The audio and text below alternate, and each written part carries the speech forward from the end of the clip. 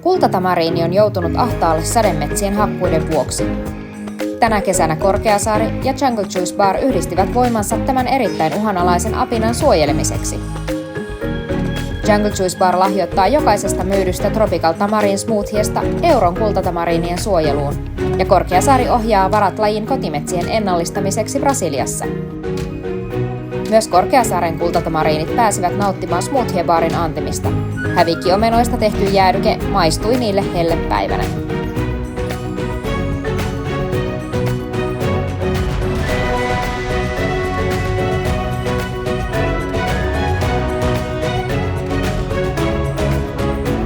Korkeasaarenkin kultatamariinit ovat osa eurooppalaisten eläintarhojen suojeluohjelmaa, jolla pyritään kasvattamaan lajin elinvoimaista tarhakantaa.